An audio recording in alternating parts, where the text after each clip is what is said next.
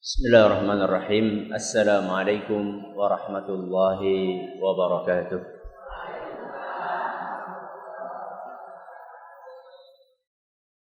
Alhamdulillahi rabbil alamin.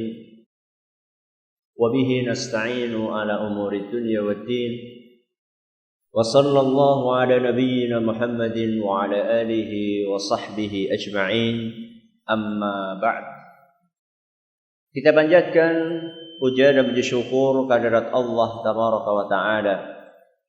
Pada kesempatan pagi yang sangat cerah ini, kita kembali diberi kekuatan, kesehatan, hidayah serta taufik dari Allah Jalla wa Ala, sehingga kita bisa kembali menghadiri pengajian rutin Jumat pagi di Masjid Agung Darussalam Purbalingga ini.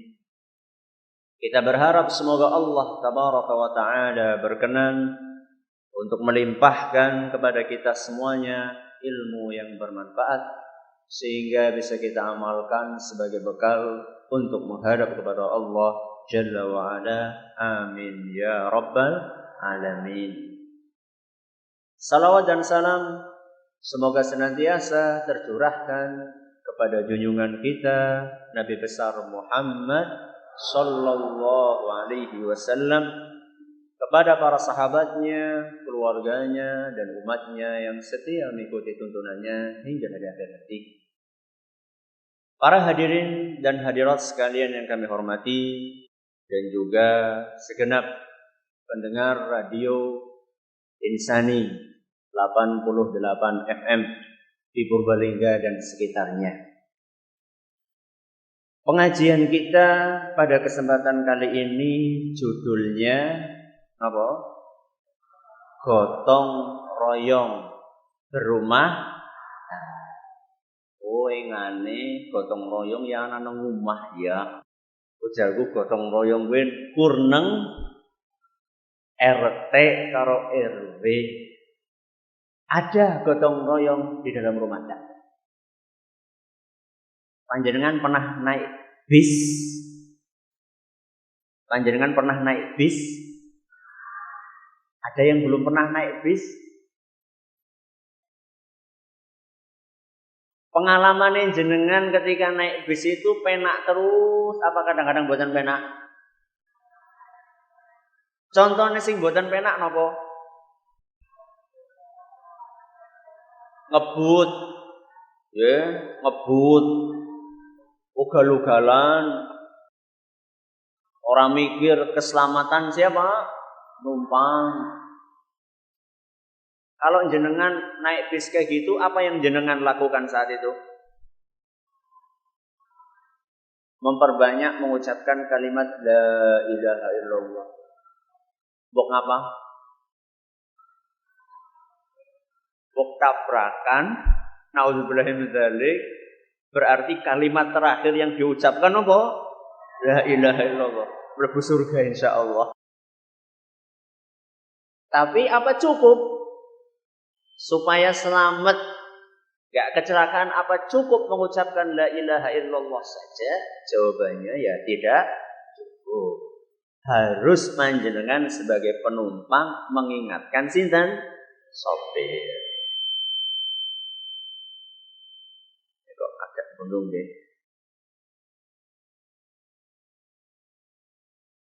Kadang-kadang jenengan tidak enak naik bis, tapi kadang-kadang juga naik bis penak banget. Karena sopirnya nopo? Pinter, alon, tenang. Saking penaknya jadi jenengan nopo? Teklak tekluk. Penumpang sebis teklak tekluk kabeh, sopire ya ketularan teklak tekluk. Dalam kondisi seperti ini pun juga penumpang harus mengingatkan siapa? Sopir. Jadi kalau orang pengen selamat itu harus saling bahu membahu. Rumah tangga itu mirip kayak bis yang di dalamnya ada sopir dan penumpang. Sopire sinten? Suami. Penumpangnya sinten? Istri dan anak. Jadi kalau misalnya panjenengan pengen rumah tangga kita itu sukses dan berhasil, itu bukan hanya ditentukan oleh sopir tok alias sinten? Suami, bukan. Tapi harus ada kerjasama yang baik antara suami dengan istri ditambah dengan anak-anak. Kalau antara suami dan istri ditambah dengan anak-anak sudah bekerja sama dengan baik, insya Allah rumah tangga itu akan sukses.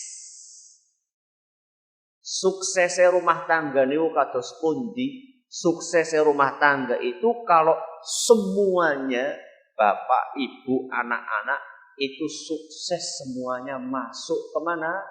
Surga. Itu suksesnya ya. Jadi kalau orang Islam itu punya target cita-cita yang lebih tinggi dari segala jenis cita-cita. Targetnya apa? Surga. Makanya kata Allah Subhanahu wa taala dalam Al-Qur'an surat Ali Imran ayat 185. Dalam surat Ali Imran ayat 185 Allah Subhanahu wa taala berfirman, "Faman zuhziha 'anil nari wa udkhilal jannah." Barang siapa yang dihindarkan dari api neraka dan dimasukkan kemana? Surga, faqad faz. Inilah orang-orang yang sukses. Jadi suksesnya rumah tangga itu mboten diukur nek umah wis, nek mobilnya wis larang, nek tanahe wis ambo, kuwi berarti sukses. Berarti rolih duwe omah apik Ustaz, rolih duwe mobil apik, rolih duwe tanah ambak, mboten kados niku bukan. Boleh. Asal carane nopo? Halal. Ndak apa-apa, boleh. Tapi itu bukan ukuran sukses. Rumah tangga yang sukses itu kalau misalnya berhasil, bapake, ibuke, anake semuanya masuk ke surga. Niku sukses. Berarti nek kuramane tok sing mlebu surga, biunge ora berarti dereng sukses, kurang sukses.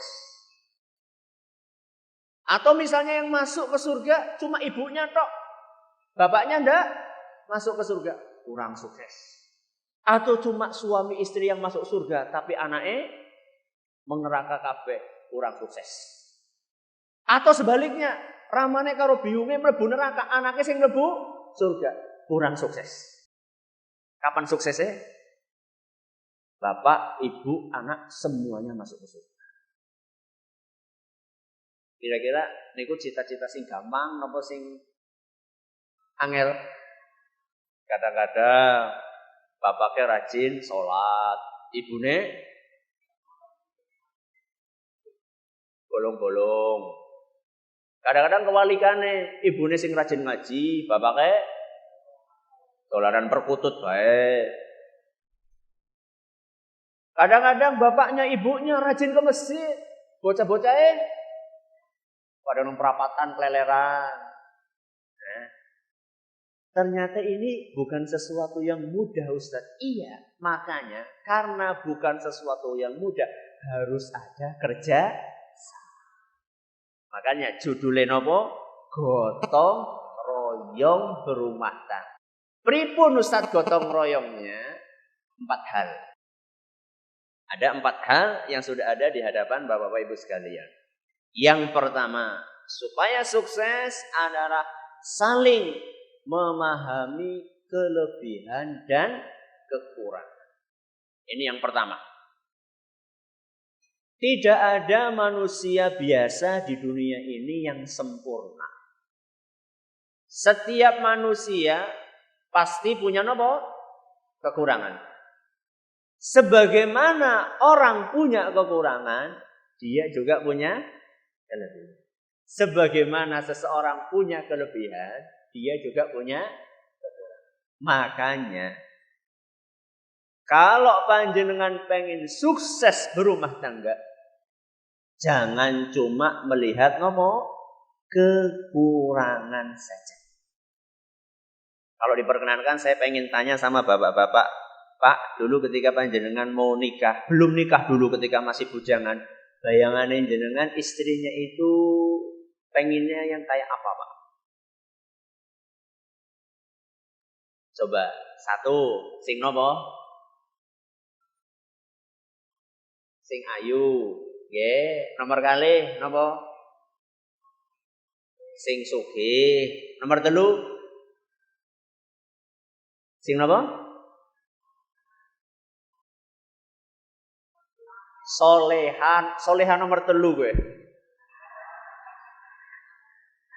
Sing soleha. Nomor sekawan nopo? Sing pinter masak, nggih. Dan sekian banyak, sing putih, sing dhuwur, sing wah, pokoke anane nang surga dia. Itulah kira-kira gambarannya panjenengan dulu ketika masih bujangan, belum nikah. Setelah panjenengan nikah, kira-kira seperti apa yang dulu jenengan bayangkan, oh mboten? Jujur, Pak, jujur. Wah, ternyata Ustaz tidak seperti yang dibayangkan, Ustaz. Pengennya sing ayu, sing sugih, sing pinter, sing soleh, jebule uliah sing. Nanti dulu, jenengan jangan senang dulu. Sekarang saya balik tanya pada ibu-ibu.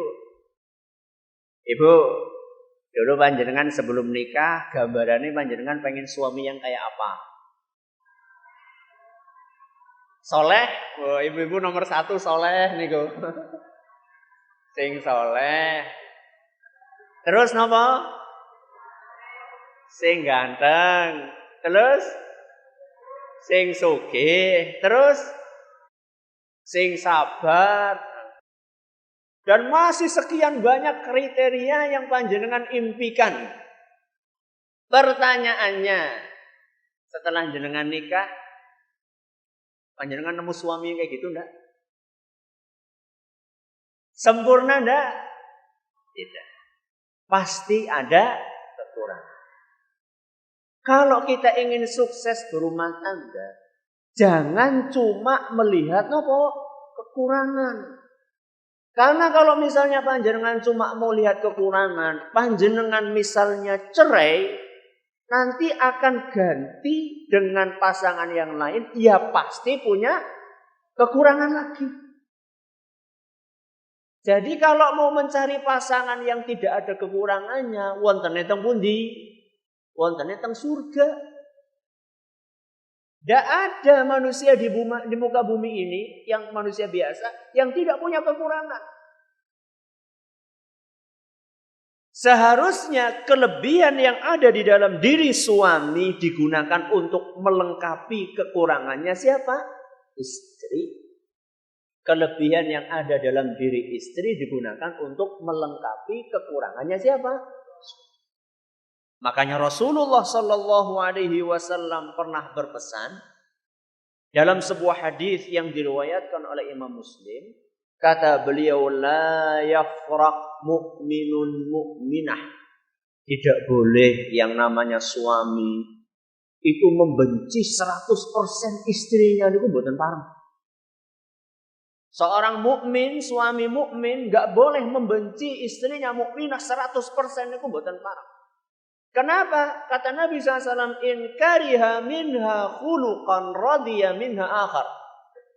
Karena seandainya panjenengan itu tidak menyukai salah satu sifat istrinya, pasti ada sifat lain yang membuat jenengan itu puas.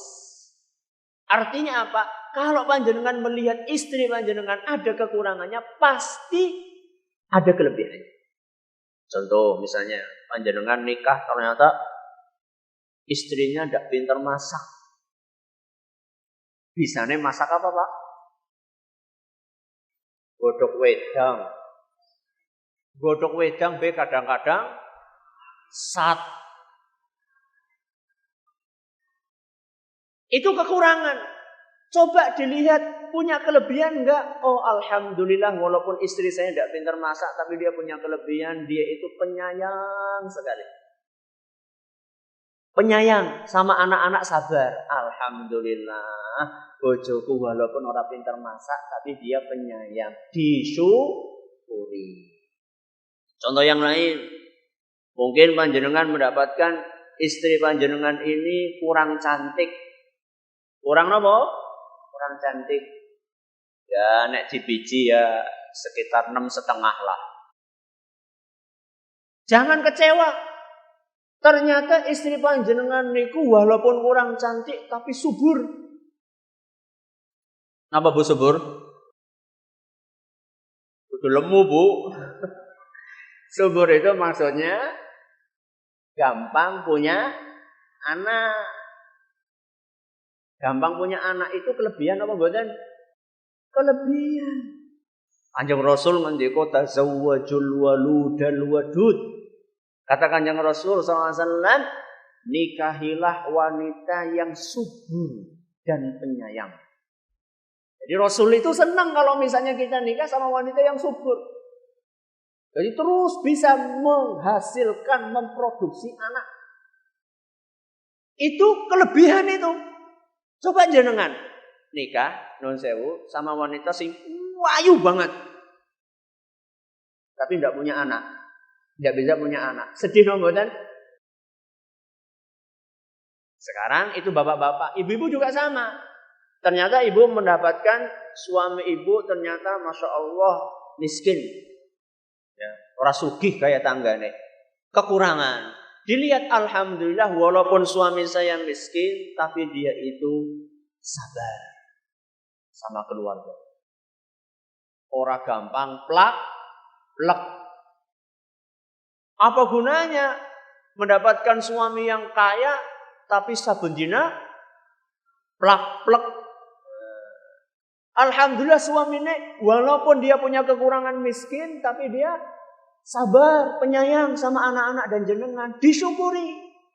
Contoh yang lain, Pak Ustaz, bojoku orang ganteng. Bojoku orang ganteng, orang gagah, malah cenderung nuwun sewu krempeng. Nek kena angin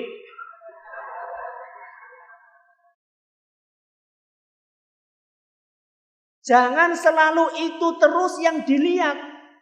Alhamdulillah walaupun suami jenengan kurang ganteng, kurang gagah, tapi alhamdulillah suami jenengan itu punya kelebihan. Apa kelebihannya? Setia. Setia itu sangat berharga. Apa gunanya memiliki suami yang ganteng tapi mboten setia? Alhamdulillah suami saya ini walaupun kurang ganteng tapi setia sekali. Kenapa setia? Karena sing ngelirik. Alhamdulillah panjenengan bersyukur. Ya. Inilah yang namanya kita itu memahami kelebihan dan kekurangan.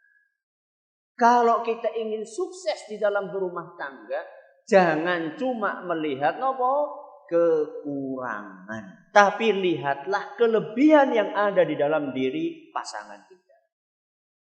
Cuman bukan berarti kita ya wis pancen kekuranganku kayak gie ya nyong kayak gie baik. Tidak. Walaupun kita punya kekurangan, kita juga berusaha untuk memperbaiki. Misalnya ibu dulu sebelum nikah karena tidak pernah masak, taunya masakan sudah jadi, akhirnya tidak tahu cara masak. Wah, nyong panjang kekurangannya kiye-kiye, ya wis, ya tidak. Seharusnya kalau misalnya punya kekurangan seperti itu, berusaha memperbaiki diri, belajar, beli buku buku masakan, tanya sana, tanya sini, belajar.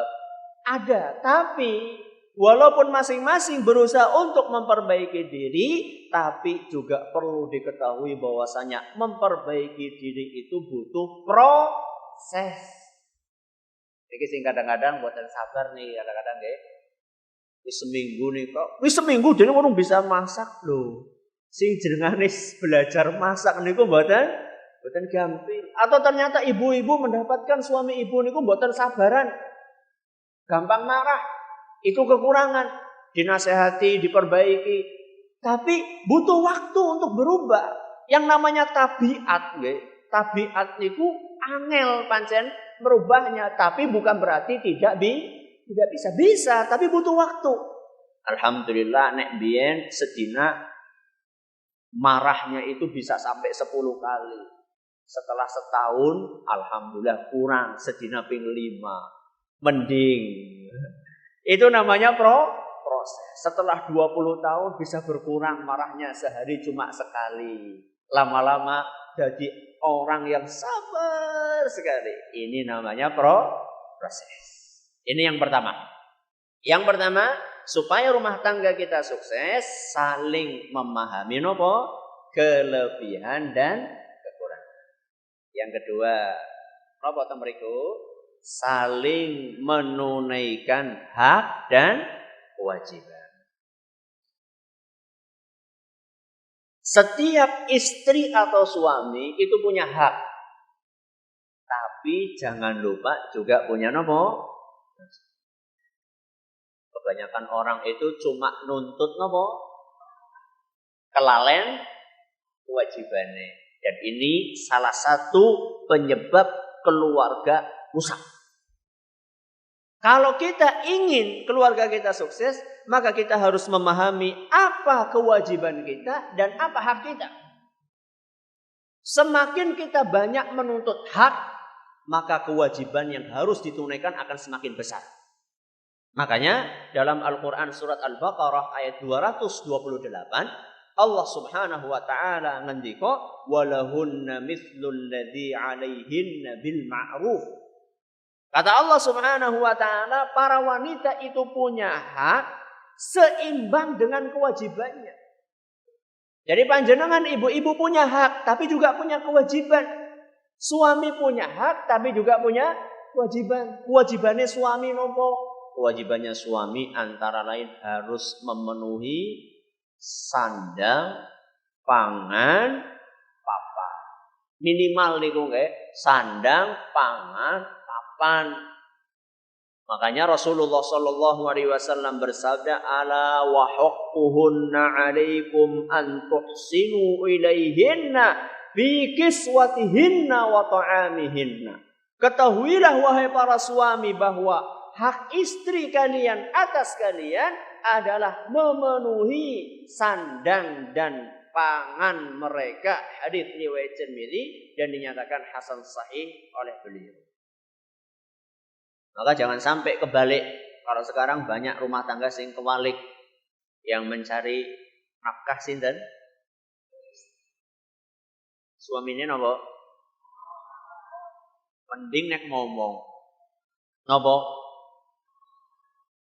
Nek boten dolanan darak napa? Mancing. Nek ora mancing turu. Ini dirusak ini. Jadi seharusnya yang mencari nafkah suami, bukan siapa? Kalau dibalik, maka akan timbul kerusakan.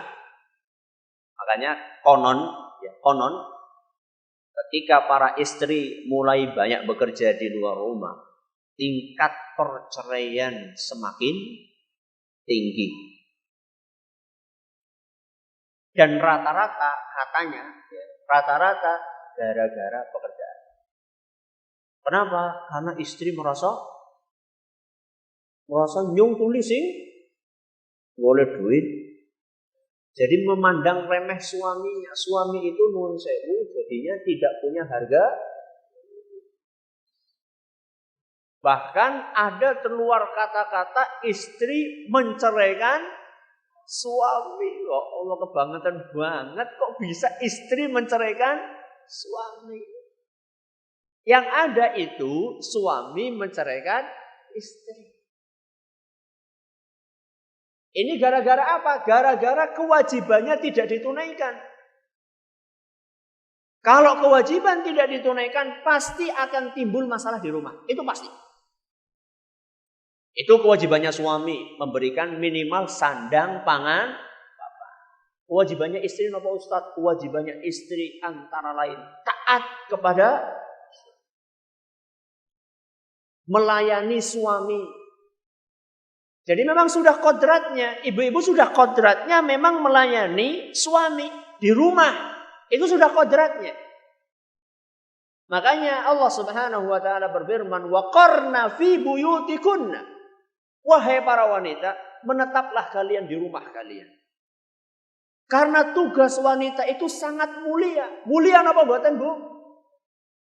Jadi jangan terprovokasi oleh propaganda. Wah, kita harus emansipasi. Jangan termakan oleh propaganda seperti itu. Seakan-akan kalau menjadi ibu rumah tangga itu kelihatannya kayak apa? Kayak zaman apa? Kayak zaman bahula.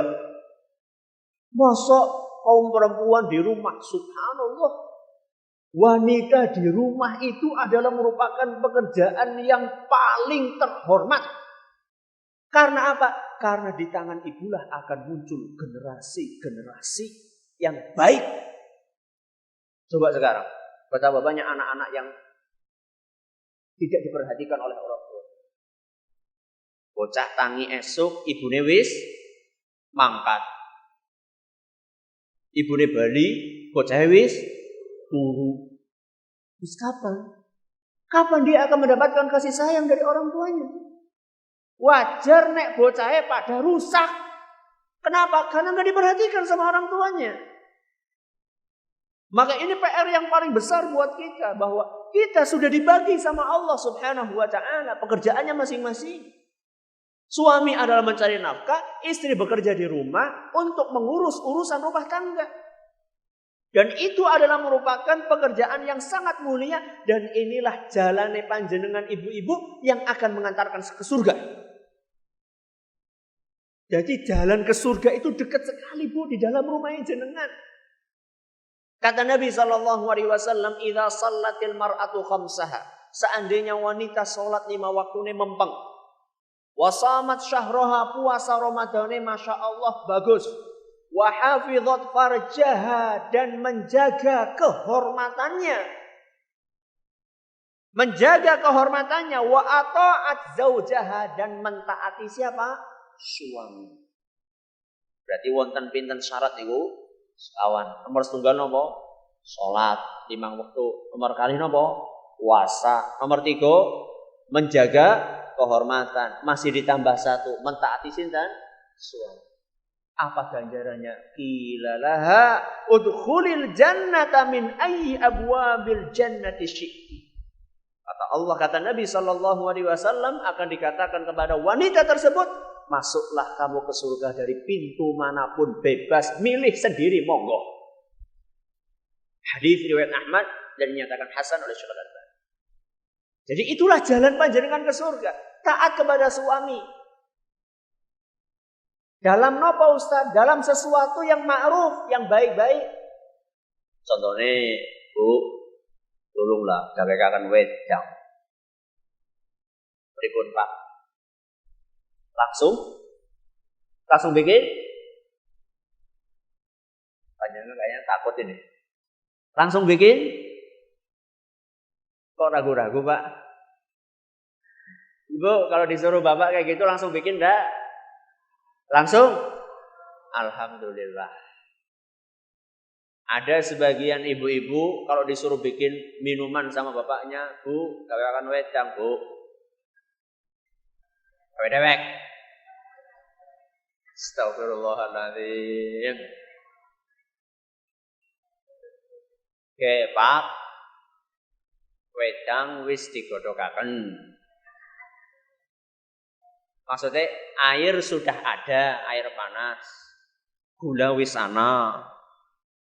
Teh wis ana, kopi wis ana, gelas wis dikumbahaken. Kurang apa? Astagfirullahaladzim. Taat, Bu, taat. Taat kepada suami itu jalan menuju kemana? Termasuk nuwun sewu masalah ranjang. Masalah urusan apa? Ranjang. Kalau sampai menolak permintaan suami untuk masalah ranjang, jatah Bu. Kesel wah, ngesuk bae lah. Hati-hati Bu, kalau nggak ada alasan yang diterima, kecuali kalau sakit parah nggih, sakit parah atau lagi merah, lagi datang bulan itu memang nggak boleh ya. Lagi sehat, cuman bebah ya. Hati-hati Bu. Kata Nabi Shallallahu Alaihi Wasallam, batat tal'anuhal malaikah. Wanita yang menolak diajak berhubungan intim oleh suaminya, kemudian suaminya marah, maka wanita tersebut akan dilaknat oleh malaikat semalam suntuk. Napa Bu? Dilaknat. Teng sinten?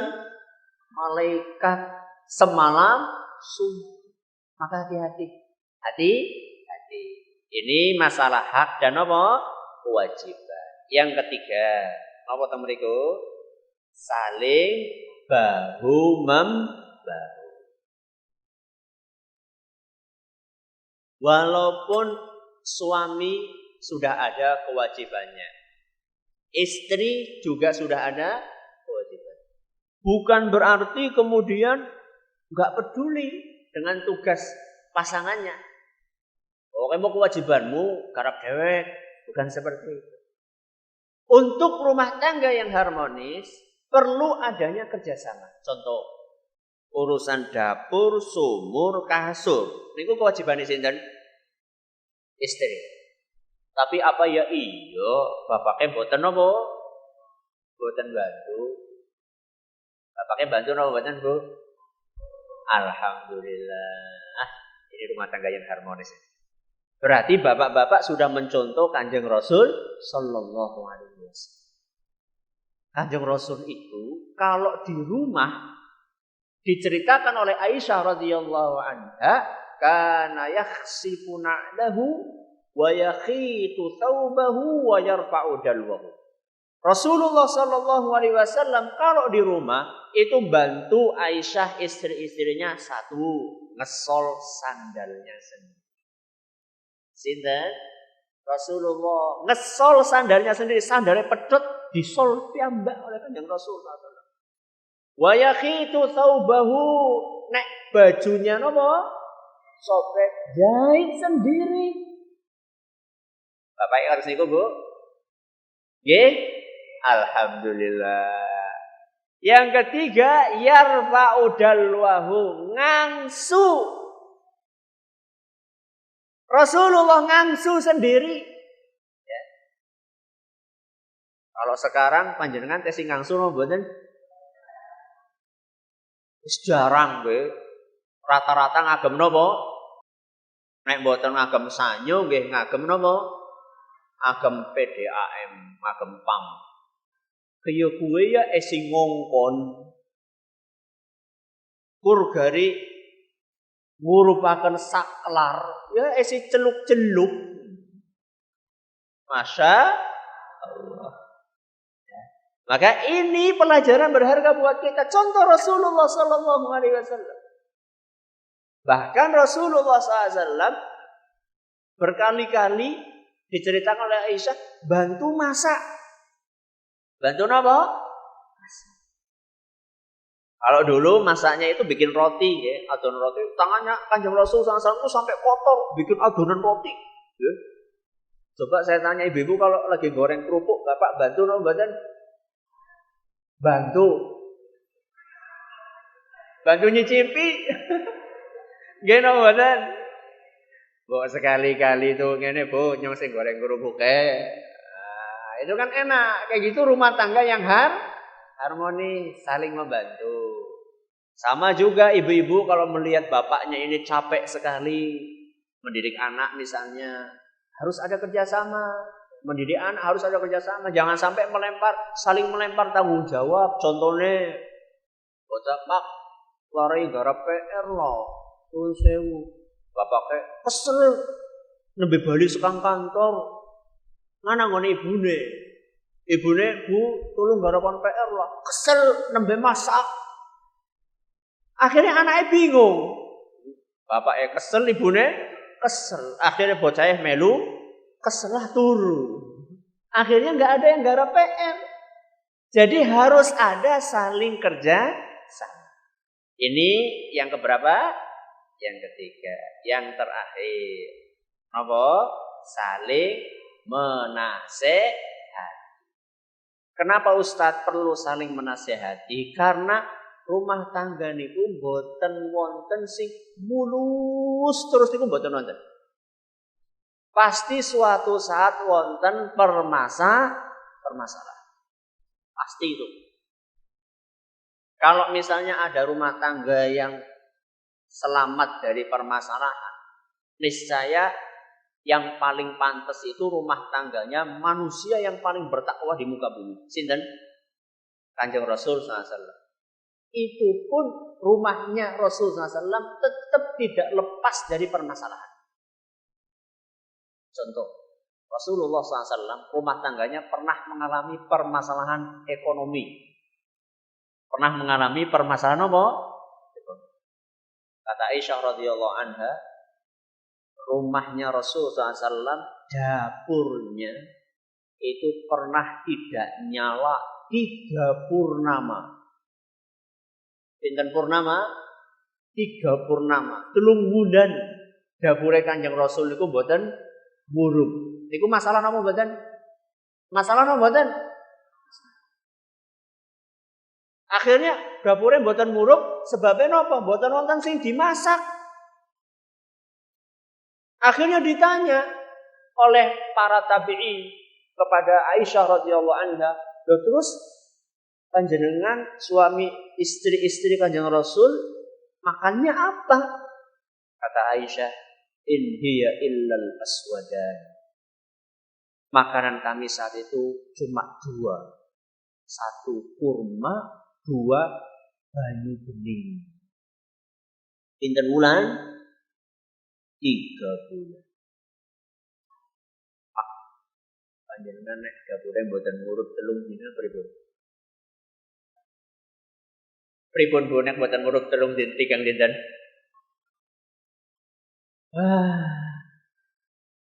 Ora dapure sing murup, omahe murup den. Masalah itu pasti ada. Rasulullah SAW rumahnya ada masalah. Sampai mengalami permasalahan juga Rasulullah SAW. Artinya rumah tangga itu tidak mungkin sepi dari masalah, itu tidak mungkin. Terus bagaimana caranya? Caranya adalah saling menasehati. Jadi kalau misalnya istri melakukan kesalahan dinasehati oleh suami. Suami melakukan kesalahan dinasehati oleh istri. Makanya Rasulullah SAW mencontohkan masalah saling nasihat menasehati dalam sebuah hadis yang diriwayatkan oleh Imam Abu Dawud. Hadis ini dinyatakan sahih oleh Imam Al-Hakim, Ibnu Khuzaimah dan Imam Ibnu Hibban. Kata Nabi sallallahu alaihi wasallam, rahimallahu rajulan qama minal laili fa shalla wa aiqadha imra'atahu. Semoga Allah merahmati, menyayangi seorang suami yang mau bangun malam, kemudian sholat malam dan membangunkan siapa? Istrinya. Itu namanya saling menasihati. Bapaknya bangun, setelah bangun membangunkan istrinya. Kata Nabi SAW, fa'in abat nadhaha fi wajhihal ma'. Seandainya istrinya sudah dibangunkan kok tidak bangun-bangun. Apa kata Kanjeng Rasul? Apa? Kuguyur? Enggak. Nadhaha niku memercikkan. Disireti. Nggih Bu nggih. Enjang siap-siap nggih. Disireti. Bukan ngambil ember biur, bukan seperti itu. Jadi cuma mungkin panjenengan ya habis wudu nggih, habis wudu. Bu. Itu kalau ndak mau. Berarti kalau misalnya sudah dibangunkan, Bu, langsung bangun. Alhamdulillah, berarti ndak perlu napa? Enak temen ya, bapak kayak oleh nyireti. Ibu juga boleh. Kata Nabi sallallahu alaihi wasallam, rahimallahu imra'atan qamat minal laili fa shallat wa aiqadhat zawjaha. Semoga Allah merahmati istri yang bangun malam. dan membangunkan suaminya. Gantian ya. Gantian. Terus fa in aba nadhat fi wajhil ma, seandainya suaminya dibangunkan boten wungu-wungu, apa kata Rasul? Memercikkan air di muka suaminya. Siap-siap nggih, Pak?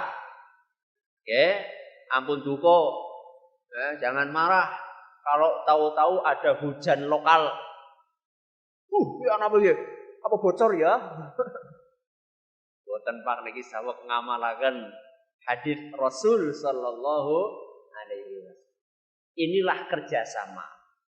Jadi jangan sampai jerene umah sakinah mawadah rahmah tapi kawanan kabehan. Kerainan kabehan itu tuh sakinah mawadah rahmah niku. Sakinah mawadah rahmah niku yang saling bahu membahu, suami membangunkan istri, istri membangunkan suami. Suatu saat suami melakukan kesalahan diingatkan dengan kata-kata yang baik. Ya. Kadang-kadang kan namanya menungsa nggih Bu nggih, yang namanya Pak iman itu kan kadang naik, kadang semangat banget mau masjid, kadang-kadang nopo bebel banget. Apa jenengan punya kewajiban untuk menasihati, kita punya kewajiban untuk menasihati pasangan kita. Pak, ini buat tentang masjid. Diingatkan dengan cara yang baik. Jangan sampai dengan cara-cara yang enggak bagus. Pak, masjid, orang masjid kok matinya jengking loh. Yang baik ya, mengingatkan dengan cara-cara yang baik. Semoga yang sedikit ini bermanfaat. Jadi intinya untuk sukses rumah tangga ada berapa hal? 4. Yang pertama, saling memahami kelebihan dan kekurangan. Nomor kali, saling menunaikan hak dan kewajiban. Nomor 3, saling bahu membahu. Nomor sekawan, saling menasehati. Terima kasih atas perhatiannya. Mohon maaf atas segala kekurangannya. Kita tutup dengan membaca Subhanakallahumma wa bihamdika asyhadu an la ilaha illa anta astaghfiruka wa atubu ilaik. Assalamualaikum warahmatullahi wabarakatuh.